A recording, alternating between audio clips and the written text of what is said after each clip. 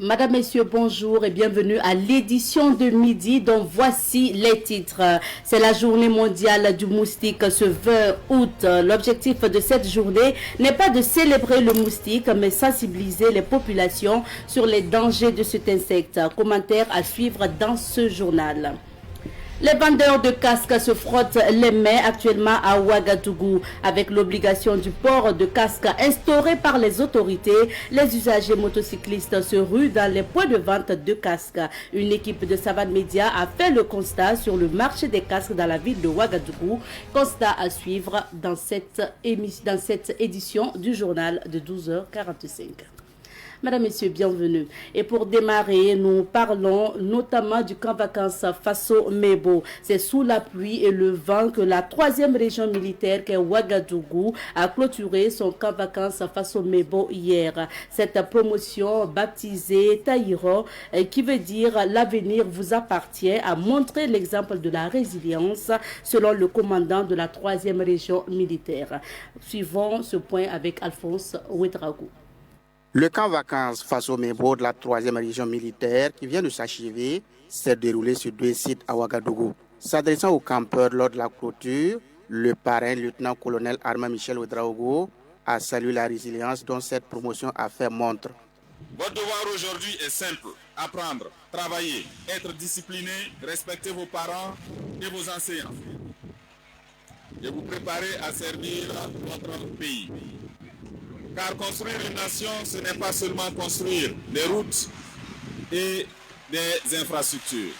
C'est aussi construire des consciences, des caractères et des citoyens. Camarades campeurs, durant ce camp, vous avez appris le patriotisme, le symbole, le respect des symboles de la nation, le titanier, les valeurs de l'AES, l'éducation civique et militaire. Mais la véritable réussite du camp commencera après le camp. Demain, lorsque personne ne sera avec vous et ne vous demandera de vous mettre en rang, restez disciplinés. Ce camp vacances Faso Mebo, bien que clôturé, doit se poursuivre dans les familles des campeurs, selon le directeur général de l'agence Faso Mebo, le commandant Zodnoma Ahmed Sakandé. Aujourd'hui, nous vous rendons nos enfants, mais nous vous les rendons avec une mission. Ce qui a été enseigné ici ne doit pas rester ici. Si votre enfant a appris à se lever à l'heure, ne lui permettez pas d'abandonner cette habitude. S'il a appris à respecter le drapeau et l'hymne national, entretenez cette fierté. S'il a appris à aider son camarade, encouragez cette solidarité.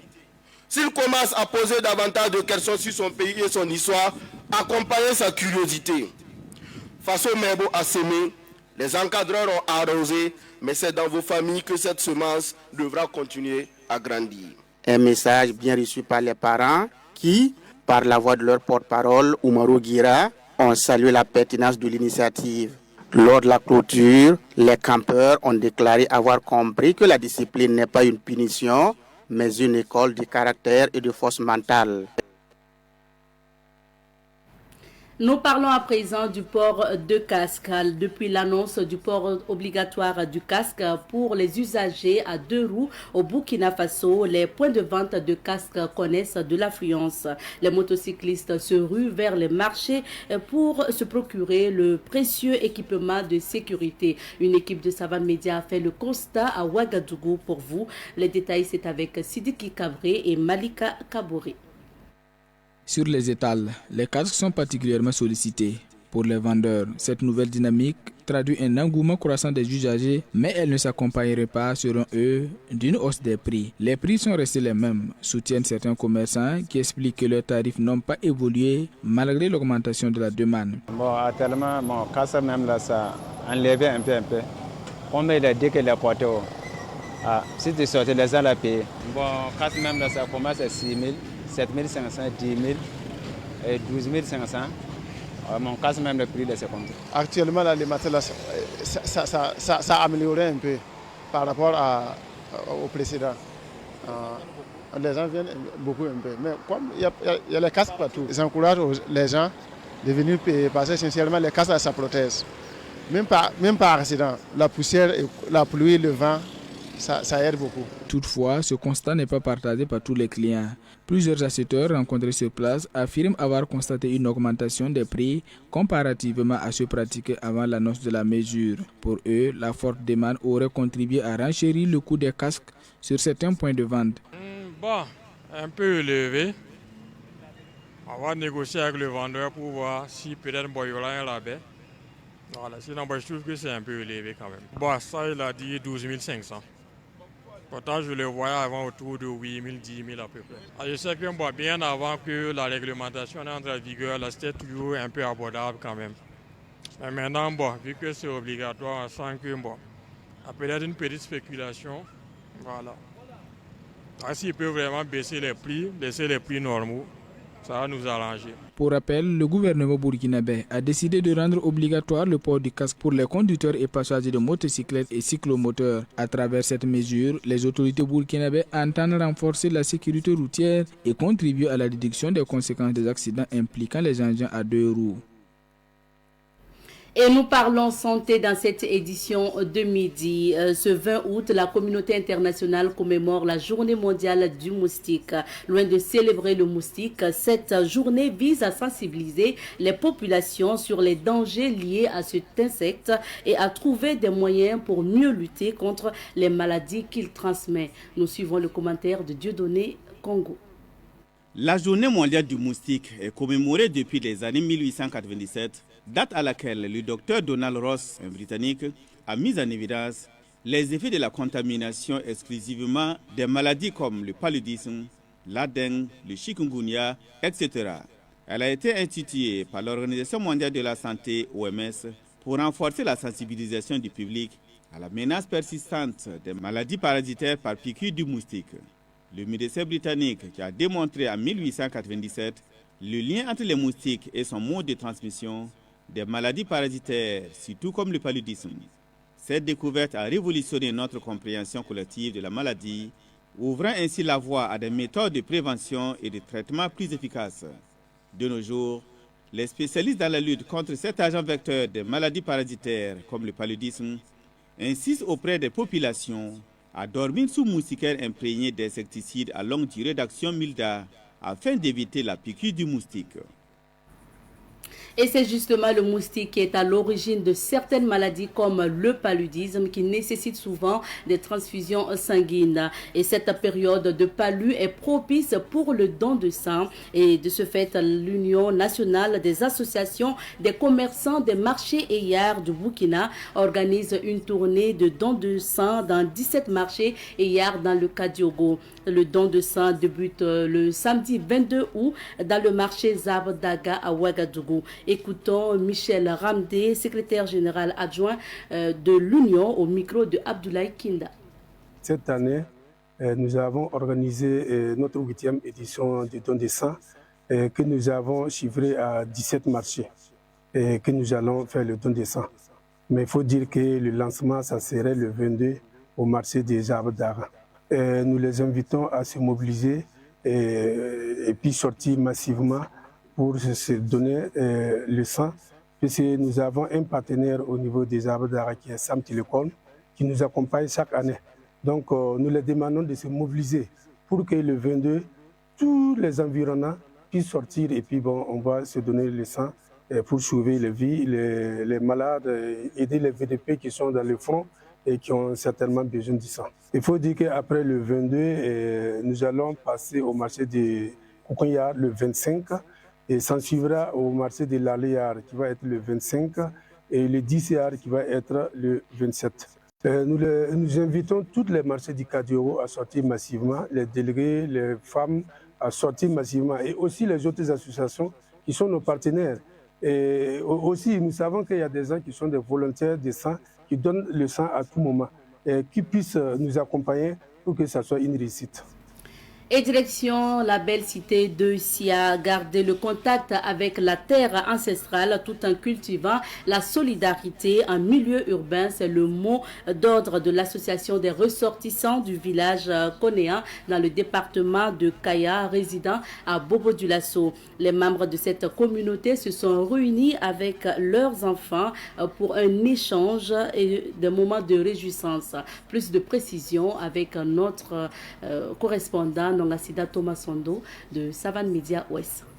À Bobo-Dioulasso, la fraternité n'est pas un vain mot pour les ressortissants du village de Konéan, issus de la province du San-Matenga. Rassemblés pour une journée d'échange et de réjouissance avec leurs enfants, les membres de la communauté entendent renforcer les liens d'entraide en milieu urbain.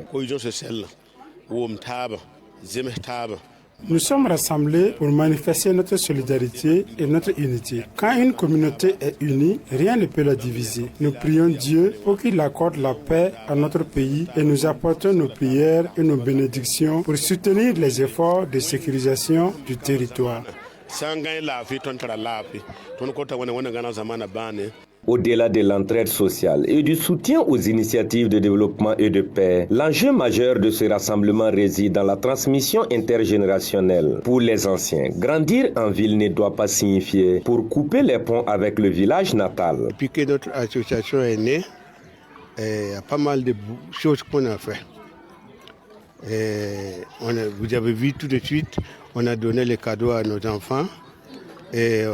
Facho Mebo, j'ai quitté ici, aller à Kaya, au nom de notre village, aller donner un don pour Facho Mebo. Je veux que tous mes enfants, tous mes petits frères et autres là, que leurs enfants connaissent le village. Il ne reste qu'une semaine dans le village pour qu'ils sachent que leurs racines sont là. Un message d'ancrage culturel reçu avec enthousiasme par la jeune génération qui mesure le poids de la sagesse des aînés dans la construction d'un avenir citoyen et responsable. Et ce qui s'est passé réellement à l'Assemblée ici, ça m'a trop marqué.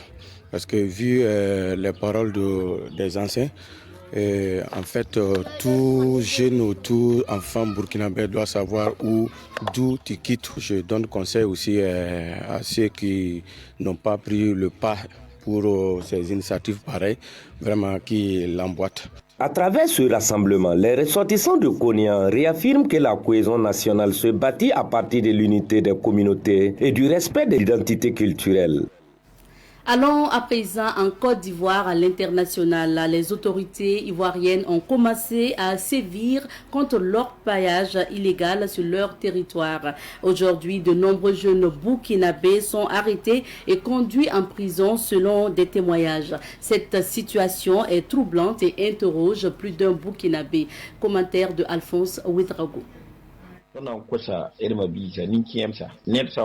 Je demande aux frères, sœurs et vieux, si quelqu'un venait à solliciter votre enfant pour travailler dans les sites d'orpaillage ivoirien, refusez, car ces enfants sont parfois arrêtés et conduits en prison. Des peines d'emprisonnement pouvant même aller jusqu'à 5 ans. Ce témoignage de ce Burkinabé dont nous ignorons l'identité est une preuve parmi tant d'autres de ce que vivent des adolescents, des jeunes burkinabés sur des sites d'orpaillage illégaux en Côte d'Ivoire. Et ce, malgré la mesure interdisant l'exploitation illégale d'or prise par les autorités ivoiriennes. Depuis la prise de cette décision, des jeunes burkinabés sont arrêtés sur les sites d'orpaillage et conduits en prison. Pendant ce temps, ceux qui les ont conduits sur ces sites sont dans la nature. Oui, dans la nature. Non pas pour stopper leur pratique, mais trouver d'autres adolescents burkinabés à exploiter. Dans cette situation aussi délicate, des responsabilités sont à établir. Les premiers responsables sont les parents, bien souvent complices de cette situation. Le deuxième responsable est la victime elle-même. Ces jeunes qui se lancent dans la quête effrénée de l'argent, quoi qu'il arrive, ne sont pas à plaindre car ils sont leurs propres bourreaux. Le troisième, et pour terminer, qu'il faille coiffer au poteau, sont ceux-là qui conduisent ces jeunes à l'abattoir. C'est à la fois méchant et irresponsable. Point final pour l'édition de la mi-journée sur Savan TV. Merci à vous qui nous avez suivis et bonne journée en compagnie des programmes de Savan TV. Bon appétit.